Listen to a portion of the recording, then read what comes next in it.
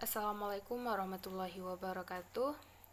Perkenalkan, nama saya Latifa Aini, NIM 19002125. Nah, video kali ini saya akan menyampaikan hasil analisis saya tentang materi wirausaha dalam era industri 4.0. Nah, materi ini pada mata kuliah Kewirausahaan Administrasi Pendidikan.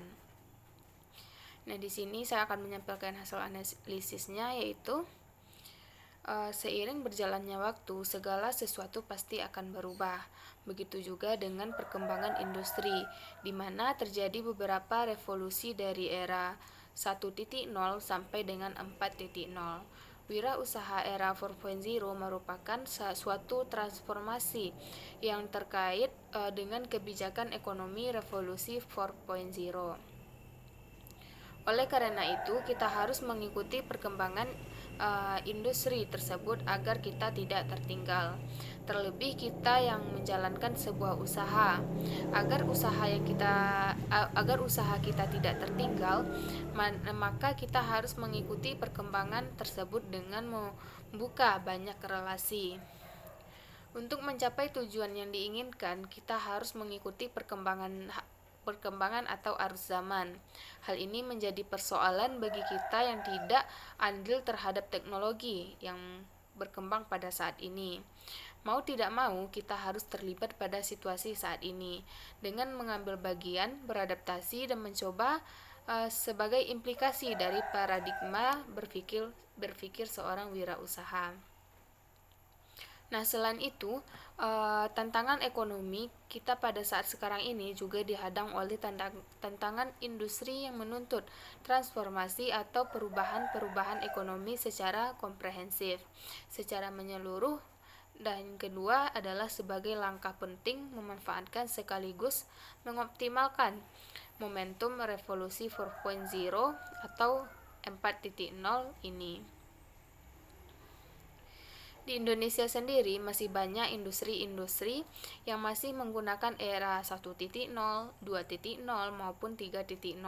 Contohnya saja seperti mesin mekanik, mesin tekstil. Pada era 4.0, orang sudah menggunakan mesin tenun yang tentunya sangat jauh lebih canggih dari alat tradisional. Yang kedua contohnya ialah pertanian yang masih banyak tertinggal di pasir. Contohnya mesin bajak yang kita masih menggunakan kerbau, dan sedangkan negara-negara lain yang telah maju, yang telah berkembang, mereka menggunakan mesin-mesin untuk mengolah pertaniannya. Selanjutnya,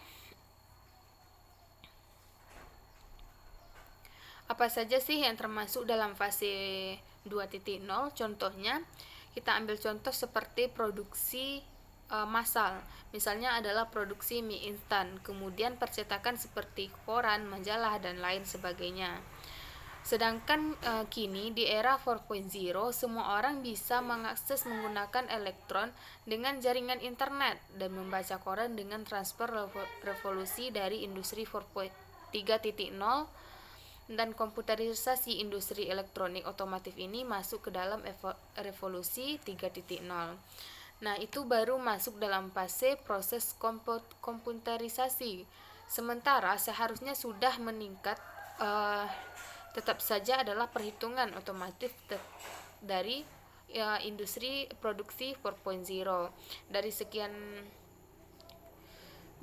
sekian kita berkuar-kuar dengan perkembangan revolusi 4.0, namun negara kita di Indonesia masih banyak yang masih mengedepankan revolusi 1.0, 2.0 maupun 3.0.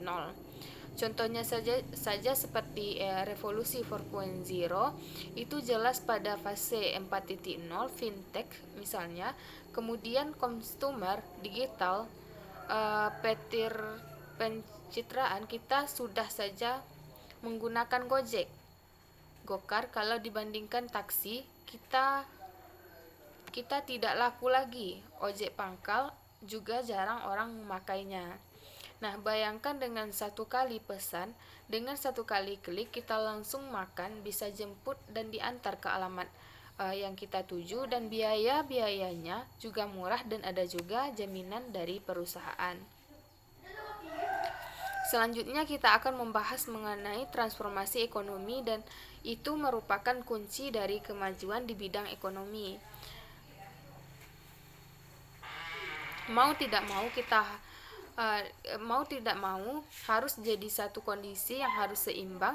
Saatnya kita masuk dan ke supply paling tidak ada 4 yang harus kita ketahui. Yang pertama yaitu formasi agrarian, yang kedua bangunan infrastruktur, yang ketiga peningkatan sumber daya manusia, dan yang keempat adalah sosial.